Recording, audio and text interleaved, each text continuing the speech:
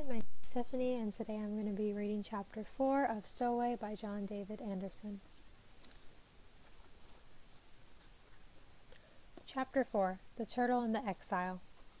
When he was 7, Leo found himself locked inside the janitor's closet at school. The closet was set back in the maintenance area by one of those ancient gas furnaces that stink of burned oil and clanged like a marching band, so it took nearly an hour for anyone to hear little Leo screaming and pounding on the door. There was no light in the closet, only the dead bulb that the janitor never bothered to change, and Leo was sure the space was crawling with spiders and roaches, which made him itch and squirm. Even with a hit from his inhaler, he struggled to breathe as he kicked and cursed the 3 boys that had locked him in there. There had been no cause other than Leo was short and shy and an easy target. The 3 boys had just been horsing around. The very next day, Gareth Fender was suspended for 3 days for fighting, though admittedly it hadn't really been much of a fight. Leo's brother cornered the kid who had orchestrated the prank in the hallway, pulled his shirt over his head, and punched him once in the gut, doubling him over and turning him into a crumpled heap on the floor. Then Gareth bent down and whispered that if he or his friends ever messed with his little brother again, he would make the kid choke down on his own teeth. Leo wasn't picked on for the rest of the year. But he never forgot about the closet, or how it made him feel. It wasn't claustrophobia exactly. He could spend hours in a tent or a cubby hole, provided he had crawled in there himself, so long as he was certain he could get out whenever he wanted. It was the knowing that made the difference. Leo wasn't afraid of tight spaces. He was afraid of being trapped. It was probably the biggest reason he hated space travel, because no matter how vast and open it seemed, all it had ever done for Leo was close him in, confine him, force him to live on a ship with its tunneled corridors and windowless compartments. It couldn't compare to the tree-studded fields or stretches of sand back on Earth. Even in the places where you could look out, all you could often see was emptiness, like a solid thing, like a dark wall closing in, taking your breath away. Leo screamed until his throat was raw. He screamed for his brother to get him out, even though he knew his brother was long gone. And when his voice grew hoarse, he just whispered his brother's name. Gareth, what did you do? Leo had always been the sly one, the jokester, good with card tricks, sleight of hand. But Gareth had fooled him this time. Trust me, he'd said, and Leo had fallen for it. At least this way I'll know you got out. Except Leo wasn't out of anything. He was trapped. And now he was alone. He could feel the thrum of the ship's engines all around him. He couldn't tell how fast they were going, but he knew they hadn't engaged their FTL drive. You could tell when a ship jumped. Time seemed to slow down. Or maybe it actually did slow down. Leo had never understood the physics, no matter how many lectures his father gave. Every part of your body felt like it was stretching, the particles pulling away from each other as if you would literally split into a trillion pieces, fragmenting in every direction. And then there was the blinding pain, right before your eyes, and the overwhelming urge to vomit that first-timers, and some 20th-timers, never managed to suppress, only a split second of torture before everything evened itself out for the duration. At least until you came back to sublight speed and it happened all over again, 2 upchucks for the price of 1. Leo hadn't gotten that feeling, the sinking, sickening stomach drop, the dizzying head spin, which meant the ship was still using its conventional thrusters, saving its phantasm, which meant that he couldn't be that far from the Beagle and his brother. When I see him again, Leo thought to himself, I'm going to let him have it. When, he told himself. When. We'll find each other. Leo stopped pounding uselessly on the hatch door and began searching for a keypad or an emergency release in the darkness, something that would unlock it. Though once he felt the ship moving, he realized that opening the hatch to the outside would be the absolute worst thing he could do. No sense blowing yourself out of the airlock. He just wanted to know that there was a way out, that he wouldn't be stuck in here forever. At least the cargo holds were hooked up to the ship's life support systems, gravity, and oxygen. At least he could breathe. Until he couldn't. Until the space around him constricted even further, the darkness wrapping its fingers around his neck, leaning against his chest.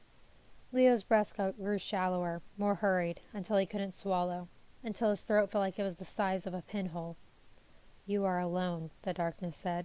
You are alone and you are trapped, and there is no way out. Leo choked, gasped. He fumbled for his inhaler in the darkness, dropped it, scrambled, down on his knees, banging his head against the compartment's metal side, finding his medicine, flipping the cap, wrapping his lips around it, taking a breath. The instant chemical rush, like being on the highway and opening the car window to stick your head out. He took a second deep breath, then curled into a tight ball on the floor of the compartment, barely fitting between the containers, head pressed back against the steel siding. He conjured his father's words, the reassurances he gave whenever Leo had a panic attack. Deep breaths, Leo. In, out. Imagine your chest filling like a hot air balloon, lifting high into the clouds. Nothing else around, just clouds and blue sky. Ever since he was little, it was the same image. Always the balloon, always the clouds. Leo felt the rattle in his chest calm, the grip around his throat ease. Yes, he could breathe. Just breathe. But he could still barely see. Blinking at the thin strip of dull white light by his feet, barely enough to illuminate his boots, he felt like he was out there already in the vacuum of space. Cold and dark. He rubbed at his arms and his right hand stopped at his wrist, at his watch, the gift from his parents. In the meager glow of the light strip, Leo turned the dial to 12, the hologram he played the most, and pressed the button. Suddenly the space before him was filled with the soft glimmer of the projection. It was the only holo that wasn't of Leo, the one he'd kept in the watch's memory from the very first year he got it. It was a recording of his mother. In the holo, she is sitting on the porch of the house where Leo grew up, holding a thin blade of grass that she just pulled from the cracks between the steps as if it were a delicate flower, looking at it intensely, biting her lip, as if trying to solve the puzzle of it being there, how it managed to grow where nothing else could, living in the most impossible of places. After a moment, she turns and says, "I see you, my little lion." That's what she called him, often right before she would pounce on him and tickle him furiously, until he roared in laughter. But not this time. This time he'd caught her just sitting there, twisting the bit of grass back and forth, looking thoughtful and just a little sad. It was the last recording anyone had of her, and Leo kept it on his wrist and played it every day, just so he'd never forget. Her hair streaked with threads of auburn, her butterscotch eyes, her calming voice tinged with melancholy. "I see you." Leo watched the holo 3 times until his nerves somewhat settled, his breathing evening out. In normal light the holos appeared lifelike, but here in the darkness the projection gave off a faint glow, enough that Leo could get a better look at his surroundings. Enough for him to realize that there simply wasn't enough room for 2 in the compartment, not with the 4 large containers still housed there. Though that didn't make him any less angry at Gareth. So they both could not fit. That just meant neither of them should have tried. Leo stood up as well as he was able and looked around for something useful. A release mechanism, an emergency latch. Gareth had said to wait until the ship landed and then make his escape. But what if he couldn't get out? What if he really was stuck in here forever? Leo cursed his brother's name again and pounded on the metal panel above him in frustration. Moments later, there came a pounding from the other side. Leo froze, breath held, listening. The response was followed by another sound, a bolt sliding, a latch undone. There was a sudden crack of light, and then a flood of it. Leo shielded his eyes and curled back into a ball as the panel above him slid away. He blinked through the sudden brightness to see something huge and metal leaning over the edge of the compartment looking at him. The thing was covered in colorful stickers, at least 3 appendages of various sizes jutting from its torso. It was clearly a robot of some kind. Leo screamed. The robot screamed. The compartment door slammed closed again.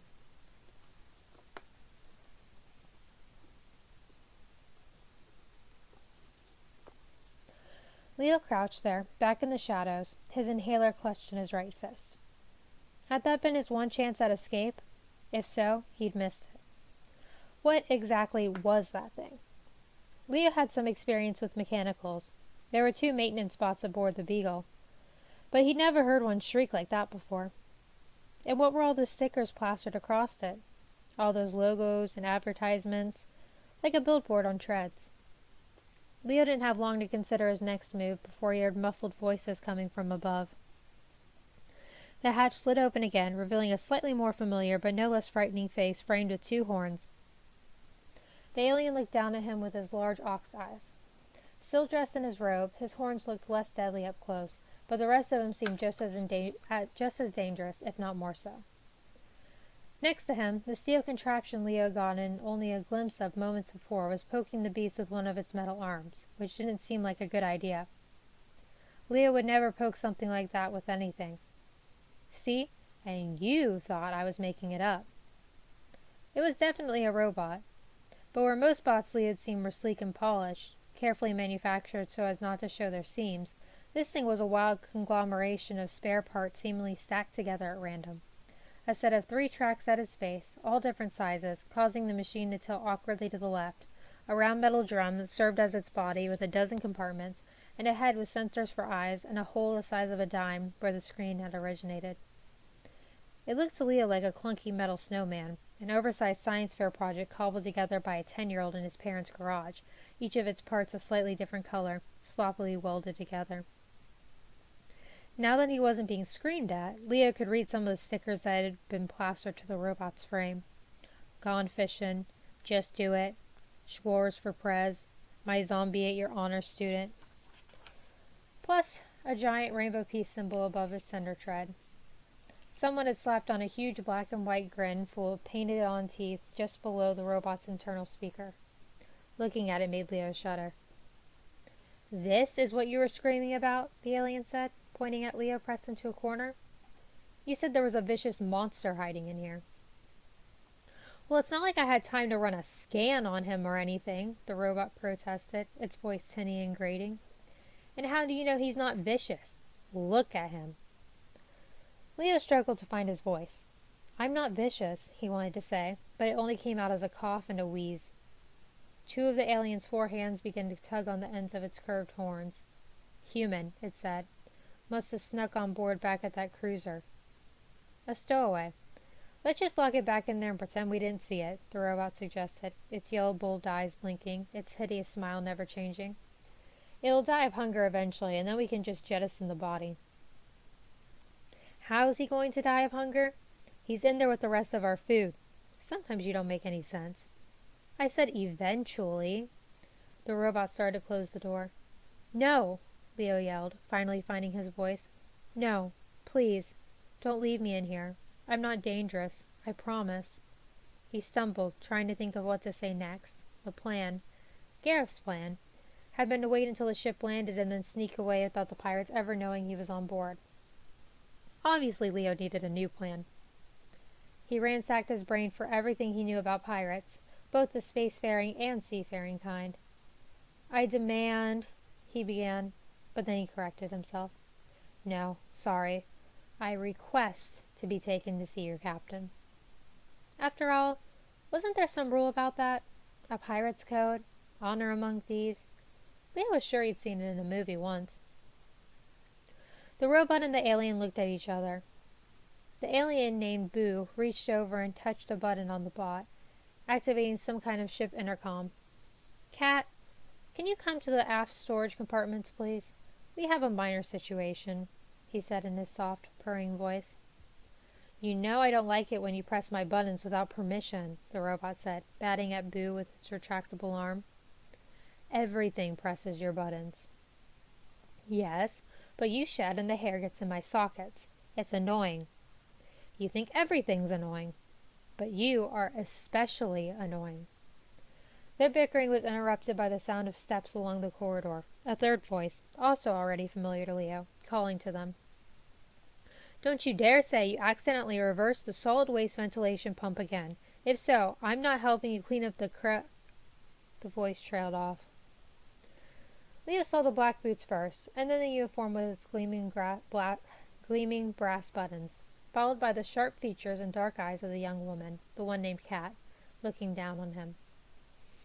She stared at Leo for a moment as if she were hoping he was a hologram, or just a figment of her imagination. Then she turned and gave the other two an icy stare. "Please tell me this wasn't either of your ideas." The robot swiveled its head emphatically. "We just found him," Boo said. "Guess he snuck aboard at the last stop." The girl in the black uniform crouched, close enough that Leo could see a scar on her chin, starting low and curving upward, reaching her bottom lip, which was turned downward in a look of minor annoyance. What's your name, shiprat? Leo, he managed to cough out. Leo. Terrific. Well, Leo, I'm Katerina Correa. This is Boo, and the only one smiling because she can't do otherwise is Skits. The ship is called the Icarus, and you are trespassing on it, which is a crime punishable by death as far as we're concerned. So before we open that compartment and blow you back out into space, you've got one chance to give us one highly convincing reason why we shouldn't. Leo looked at the floor beneath him, the sheath of metal separating him from oblivion. I didn't mean to, he protested, speaking quickly, tongue tumbling over his words. It was my brother's idea. I swear. He made me. Leo couldn't decide what to focus on, the girl's eerily unblinking eyes or the deadly pistol strapped to her side. He kept jumping from one to the other. And which compartment is your brother hiding in? She asked. He's not. He left me. Jerk move, the robot said.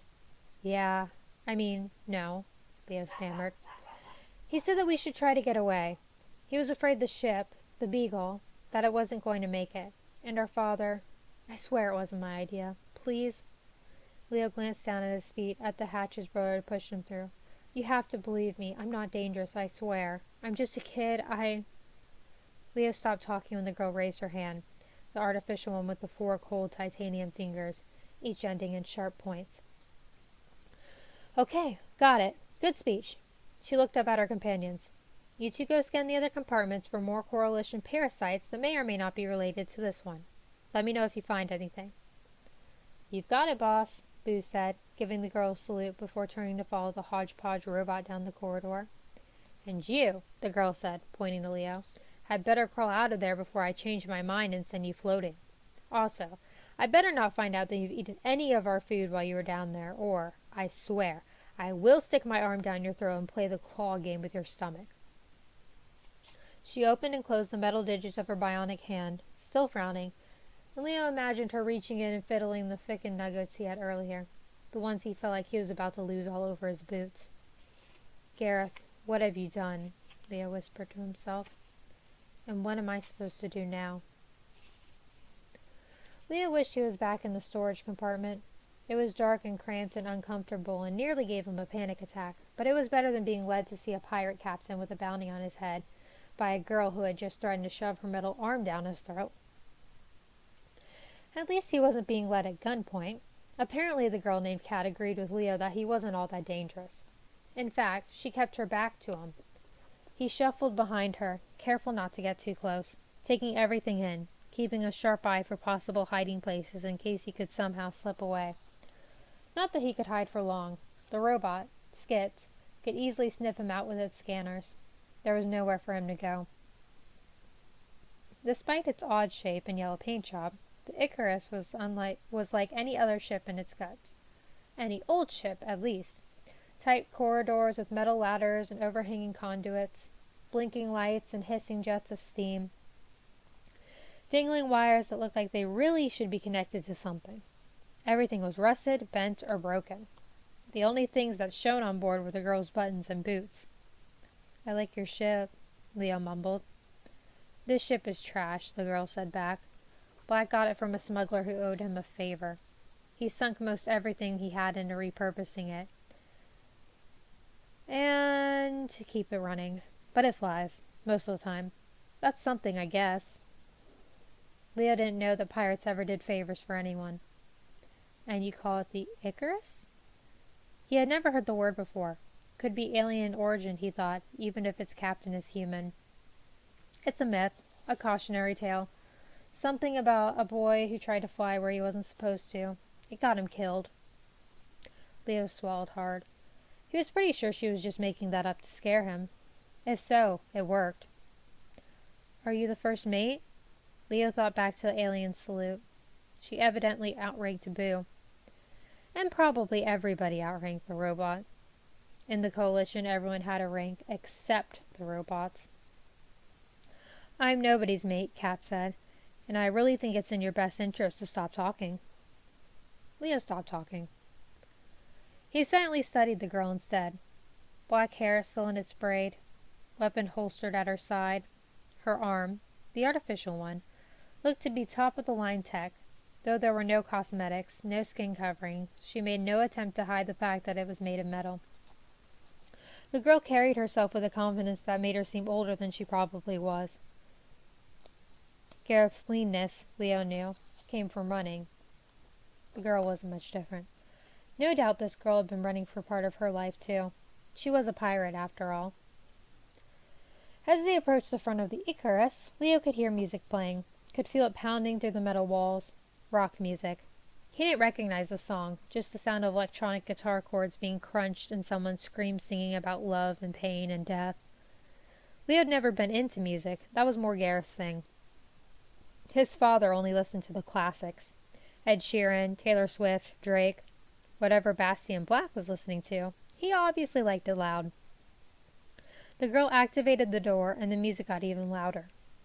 Leo stepped, pushed was more like it, into the ship's spacious cockpit to find the man from the wanted notice sitting in the pilot's seat with his back to them, drumming his fingers along the console. The music rattled Leo's teeth. "Captain," the girl said sharply. The man continued to drum. "Captain," she said louder. "Baz, we have company." A finger reached out and casually flipped a switch, killing the guitar mid-solo as Bastian Black twisted around in his chair and took Leo in. An initial expression of confusion quickly morphed into a sly smile, as if he knew Leo's entire story already. "Captain Black," the girl began, "allow me to introduce the latest in a string of mishaps caused by your terrible decision-making. This is Leo. Skits found him hiding in one of the storage compartments." The captain leaned forward to get a better look, still smiling. Leo didn't like that smile. There was way too much hidden behind it. "Leo? Like Leonardo?" "I guess," Leo said. "The painter or the Ninja Turtle?" Leo had at least heard of the painter. "Ninja Turtle?" he questioned. "Heroes in a half shell? Turtle power? Are you serious? You are a human, aren't you?" Leo nodded. "Know what? Just forget it." The captain continued to drum his fingers against his leg, the music still playing in his head. He didn't look anything like a ship's commander, though admittedly Leo had gotten used to Captain Sato's straight-laced, tight-cuffed coalition uniform and stiff-shouldered poise. Black still wore his blue jeans and Dr. Pepper t-shirt, but he'd removed his holsters and traded in his sneakers for flip-flops, blue ones with little yellow flowers on the thong. They made him look less intimidating, but Leo knew better. This man was wanted. He was an enemy of the coalition. Nothing he said could be trusted. "So you're from the ship we just boarded?" Captain Black asked. "The Basset?" "Beagle," Leo mumbled. He looked out the cockpit, hoping to faintly catch a glimpse of something familiar. A planet, another ship, anything. But there was only emptiness. He had no idea how far they'd already gone, how much distance was already between him and Gareth. Any amount was too much. Beagle. And before that, what? Mining colony, outpost, military base? "Earth," Leo answered. "Ah, the motherland. No place like home, am I right, Cat?"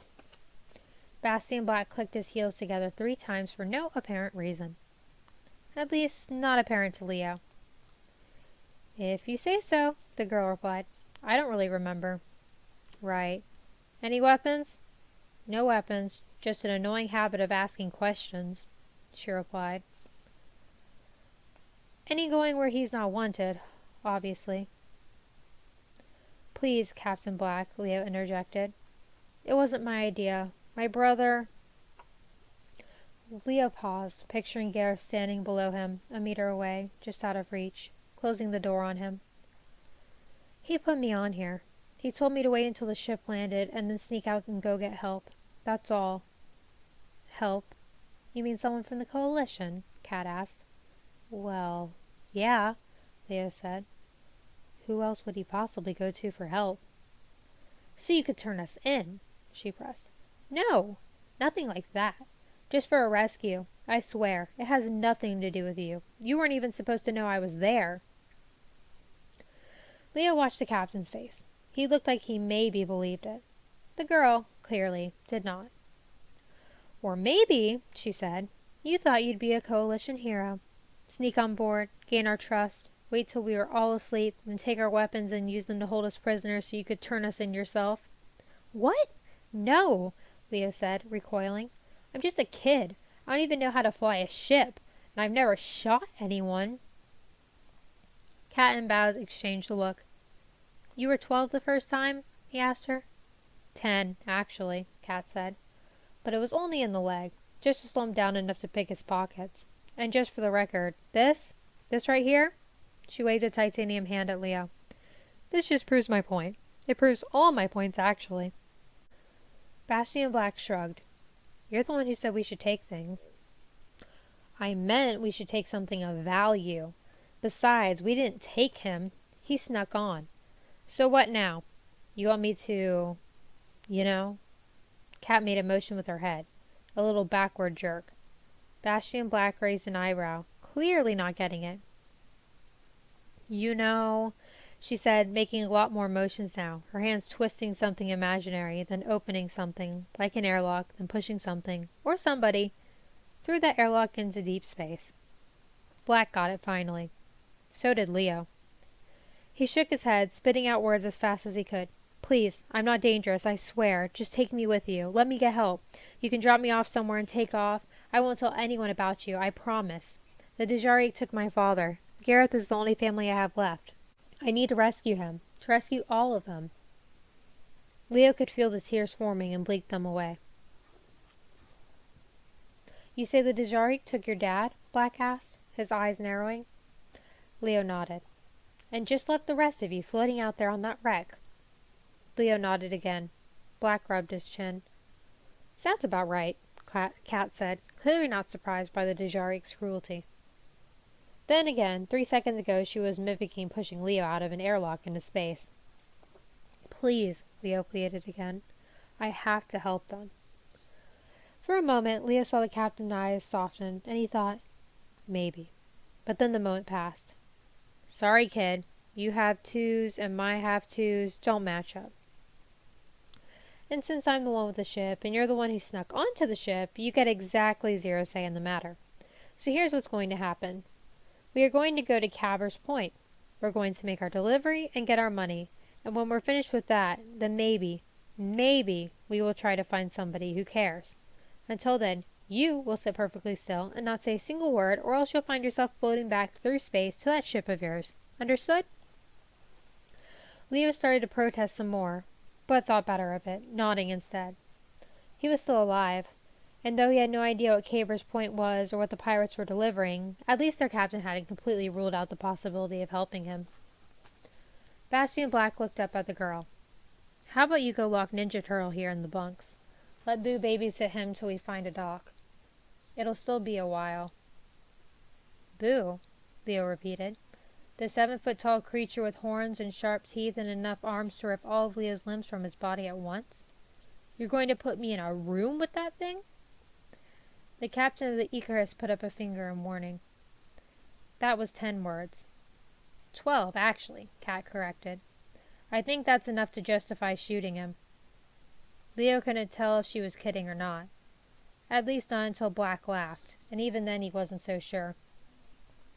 The first mate, who was nobody's mate, grabbed Leo by the collar, pushing him out of the cockpit as the electric guitars began blasting from the speakers again. Captain Bastian Black of the Icarus returned to playing imaginary drums to music that was made on a planet trillions of miles away. It hadn't taken long for Leo to miss Earth. The first month aboard the Beagle was exciting, and he reluctantly came to admit. Meeting the crew, learning the ins and outs of the ship, seeing the planets and the orbital stations, jumping from star to star. And there were things about home he was happy to leave behind. The smog, bad before the Ikari arrived and made worse by their constant drilling. The crowded streets, the constant threat of earthquakes, another unfortunate but unavoidable side effect of extracting precious potassium from the caches of the planet's crust. He didn't miss the high-pitched whine of those Ikari excavators, as big as skyscrapers, each shaped like the Eiffel Tower, burrowing into the ground, nosing their way to stores of V. Or the way the water had started to taste funny, like the metallic aftertaste you get when eating peaches straight out of a can. But the excitement soon wore off, and Leo began to long for walls that weren't made of steel plates, for toilets that weren't tubes, for the smell of a spring rain and the tickle of a breeze along his neck hairs. He ached for a sky full of clouds. He sorely missed trees. There were still hordes of them on Earth, and if he drove far enough out of the city, tall, thin aspens and blazing red maples, and the sweet stinging scent of an acre of evergreens. Leo missed the smell of pine. He missed the mountains and the rivers and the skipping smooth stones to the other bank. He missed hiking through Red Rock. He missed taking the Magnet to San Diego to hang out at Coronado Beach, chasing seagulls and burying his father up to his neck in sand. And he missed the food. Oh, how he missed the food. Crisp apples and non-powdered milk and pizza dripping in grease. He missed licking the drippings from the edges of ice cream cones. He missed the sizzling hiss of fajitas and the smell of roasted peppers from his favorite Mexican restaurant. And sunsets. Leo might have missed sunsets most of all. You don't think about sunsets until you are on board a ship in deep space with only your watch to tell you when a day supposedly begins and ends. When he was little, he assumed those things would last forever, even as they started to disappear.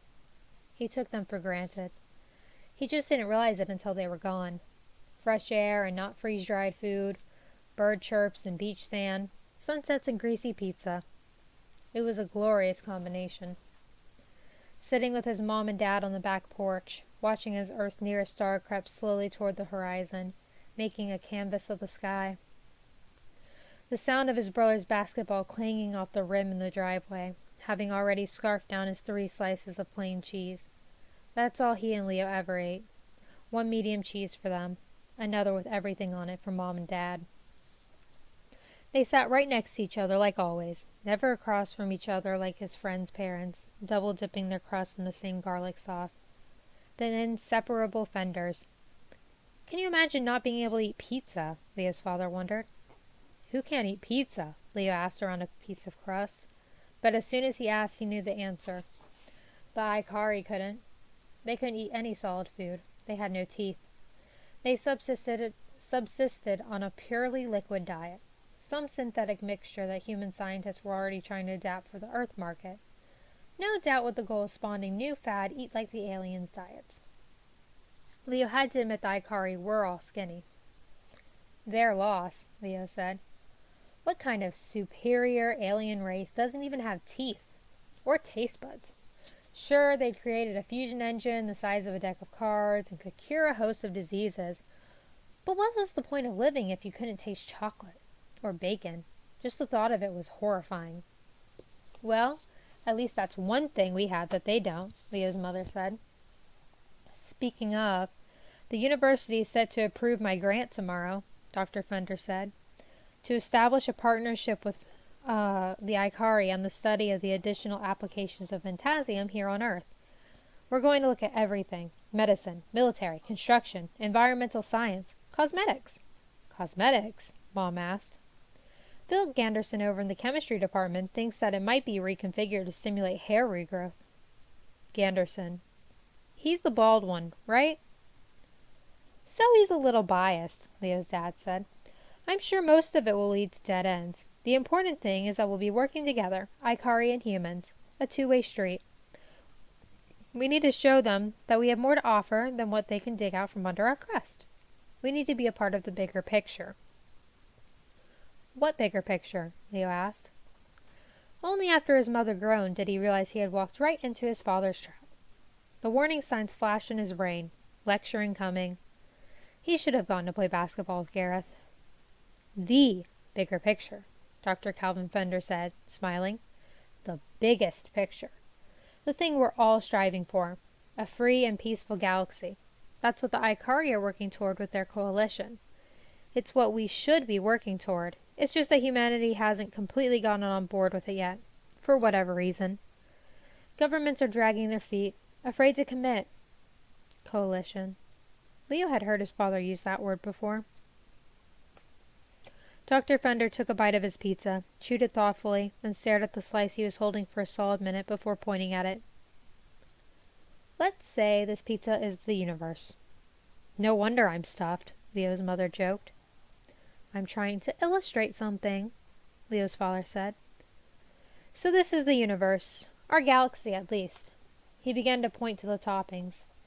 You've got your onions, your pepperoni, sausage, bacon, green pepper, mushrooms, garlic, spinach, tomatoes, olives. They're like the planets all mixed together. Disgusting, Leo said, taking another bite of his plain cheese. Delicious, his mother countered. The point is, Leo's dad continued, all these different planets, these different civilizations, they are separate, unique, independent, but they are all bound by something greater. Cheese, Leo said. His mother laughed. His father didn't. Yes, exactly, Dr. Fender said.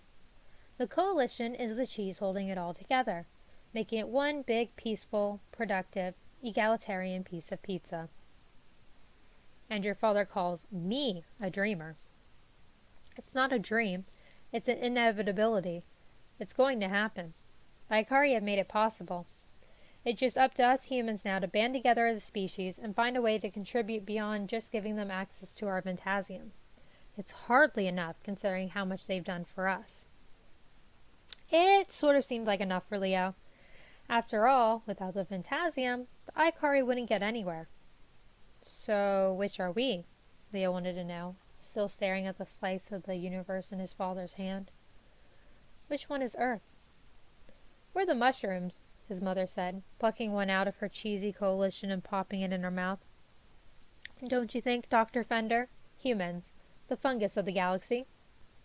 Leo's father smiled, but his eyes were elsewhere already, looking up, not at the resplendent pink glow on the horizon, but higher, at the half-moon already visible, beyond the blockade of Ikari ships forming a defensive perimeter around Earth, like a big brother curling his fists, threatening to take on any would-be bullies, staring deep into the sky, as if his vision could reach the edges of the solar system, to the spiral arms of the Milky Way. Leo stared up there with him, sucking the grease off his fingers. It was a nice idea, this coalition. Probably something worth being a part of, even for the mushrooms. Maybe especially for the mushrooms. There was no way of knowing then just how soon it would happen. No way for 8-year-old Leo to know that before his next birthday, the peoples of Earth would do exactly what Leo's father predicted they would. Join forces with the Ikari and start down the path of fulfilling Dr. Calvin Fender's dream. And the nightmare that would make it happen. There was no escape. Even if the door wasn't locked, and Leo couldn't be sure, there was no way past the creature guarding it. Though, to be fair, the alien wasn't so much guarding it as simply sitting beside it, slumped in his seat, staring at a datapad, occasionally grunting to itself. Close up, Boo looked no less intimidating. Its face appeared more of a blend of muskox and mountain lion, with fine, curled whiskers prickling out of its snout. But it was still so massive, its muscular chest peeking out of the V-shaped fold in its robe, the rolling muscles of its arms no doubt capable of snapping Leo's bones like pretzel sticks. Its curly ears occasionally twitched like a dog's, and then one of the creature's 4 hands would scratch at it absently. For what seemed like an hour, Leo stared silently at the alien, who didn't seem to even acknowledge that anyone else was in the room. Until, without even looking up from its datapad, it said, "That's it. I can't stand it any longer. Just ask." The soft voice coming through Leo's translator surprised him all over again. He cleared his throat, mustered the courage to utter 2 words, even though he was already 11 over his limit. Ask what? The alien set down its pad and turned to Leo. Leo could see now that its eyes weren't all black. There were flecks of orange scattered within them like constellations. Whatever it is you're wanting to ask me, you've been staring at me for forever. So just go on. Get it out of your system. But I'm not supposed to talk, Leo murmured. That's what what Captain Black said. And Kat, the girl, she threatened to shoot me. The alien snorted. Yeah, she says things like that. It's mostly talk. She doesn't normally shoot anyone. Unless they try to shoot her first. Or she thinks they're going to shoot her first. Or she thinks they're thinking of shooting her. Oh. The alien raised all 4 of its arms, showing Leo its hairless gray palms. But I don't even have a gun, as you can see. So go on. Ask. Leo didn't think a gun was really necessary. The hulking babysitter could probably squeeze the brains from Leo's skull like pulp from an orange. Still, he did have questions. About Captain Black, about the Icarus, about the shipment they were supposed to deliver. Questions whose answers might help him think of a way to get help. But in this moment, Leo was more taken with the fur-covered creature looking at him with wide and maybe slightly impatient eyes. Okay. So... What are you? What do you mean, what am I? I mean, like what species are you? Leo added. Like I'm human and you're... not. Yes, I know. As if I wasn't outnumbered already, Boo mumbled. I am, in fact, a Quilleti. I come from a planet in the Gasian system, far out on the Ikari border. Small planet, lots of mountains, cold. At least you would think so, given how hairless you all are. Leo shook his head. He'd never even heard of the Gasian system. He hadn't learned about it in school, and it was never part of the Beagle's itinerary. Of course, the galaxy was a massive place, and he'd only seen a fraction of it, which could explain why he'd never met a Quilleti before either. Don't feel bad. I'd never heard of your planet either until I met Baz. Sounds lovely from what he tells me, minus the constantly rising temperatures, rampant social injustice, and the disease-carrying insects and whatnot. My full name is Buenmaza Ocardo Riolin Zafar, House Ocardo, Tribe Zafar, but the others just call me Boo. Boo, Baz, Cat, Skits. These didn't sound like the names of pirates. They sounded more like characters out of a cartoon. And your name? Boo asked. Leo Tyson Fender. House Fender. Tribe American, I guess. In honor to meet you, Leo of House Fender. The Quilleti gave Leo a forearm salute that Leo couldn't exactly replicate. The courtesy of such an introduction took Leo by surprise. Compared to the robot that wanted to starve him to death, the girl who threatened to shoot him, and the captain who forbade him to speak, this alien suddenly seemed the least scary of the lot. You don't act like a pirate. And how am I supposed to act? Boo asked. I don't know. Pirates are, cruel and bloodthirsty. They don't care about anyone but themselves. They just steal whatever they want. Maybe you don't have anything I want, Boo remarked. Leo considered everything he had on him. His watch, his inhaler, his worn-out boots.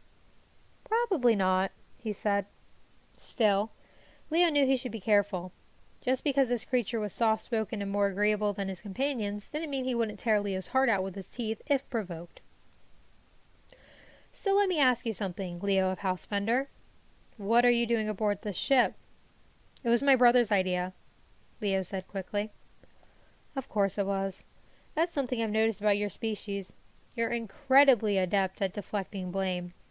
Baz does it all the time. So your brother told you to stow away with a band of wanted pirates. I'm assuming he had a good reason. Leo wasn't sure how good it was. He said we were going to escape, to go get help, but there was only room for me. The Quilleti nodded, his eyes thoughtful. So he thought he was saving you. Well, we see how that turned out, Leo muttered. You're still breathing, aren't you? Boo said. That's something. And the rest of your house? Where are they? It took a moment for Leo to register what the Quilleti was asking him. The Dejarik took my dad when they attacked our ship. My mother's... gone, Leo said softly. Boo nodded his understanding. So they took your father and left the rest of you behind? Seems unusual for the Dejarik. Do you know why? Leo shook his head. He'd been asking himself that same question for 5 days, ever since the attack. He is a scientist, Leo self-corrected. He knows a lot about Ventasium. Boo snorted. What? Leo asked. Nothing, the alien said. Just that when it comes to people's motives, that stuff tends to come up a lot. Still, I'm sorry to hear about your parents. It is a terrible thing. And your brother was wrong to put you on board this ship. Families should never be separated if they can help it. There was a sudden sadness in the Quilleti's voice. What about you? What about your house? Where are they? Leo asked. All the members of tribes afar are back on Quell. I am the only one who left. But you just said... I didn't leave by choice, Boo interrupted. I was exiled. Exiled? Leo echoed. I did something terrible. Something that shamed my house and my tribe. I had to go. Eventually I crossed paths with Baz and he took me in. What was it? Did you hurt someone? It is not worth discussing, Boo said, his voice deepening into a growl. Leo took the growl to heart and didn't press it. At least he and this alien had something in common. They had both been forced to leave their planet with little more than the clothes on their backs, though Leo had more clothes to show for it. Is that what you always wear? He pointed to the long flowing robe that was snug around the Coletti's shoulders. Boo looked at his outfit with admiration. This is a yunkai. It is the traditional garb of my people. The thick fur makes clothes superfluous on my planet, so it's just for ornamentation. The color of your robe represents your station. So what does white mean? It means nothing. It means I have no station. To my people, I am nothing. An outcast. So then why do you still wear it? Because Baz says I make him self-conscious without it. Something having to do with what he calls rock-hard abs. The Coletti paused. Also, because I am still proud of where I come from, even if they are no longer proud of me. That symbol on your garb, he said, pointing to the patch on the breast of Leo's shirt. The mark of the coalition? Leo nodded. It was a simple design. A large red planet with at least 24 other smaller planets forming a ring around it in blue. The red planet was Icar, of course. The bringers of light, preservers of order and peace. Earth could be any of the 24 circles surrounding it. Leo traced the ring with his finger. He'd forgotten all his shirts even had that insignia. Every scrap of clothing he had was provided for him by the coalition. Even in translation, Leo could catch a hint of something in the alien's voice. A wariness. What's wrong with the coalition? Nothing, so long as you are part of it, Boo said. But before he could elaborate, Bastian Black's voice piped in over the ship's internal comms. This is your captain speaking. We are coming up on Cabber's Point, so make sure your seats are in their full and upright positions and that your robes and artificial limbs are securely fastened. What's Cabber's Point? Leo asked. It's a place for people like us. People like us. The ones that don't belong, Boo replied. The Ventasium was always there, waiting for us to find it, just as we were always here, waiting for the Ikari to find us. Whether those two events transpiring so close together is a matter of chance or fate, I do not know. But I do know that without either one of them, the element or the aliens, our planet and our species were surely doomed for extinction. Enrico Ventasi, The Discovery of Our Species, 2045.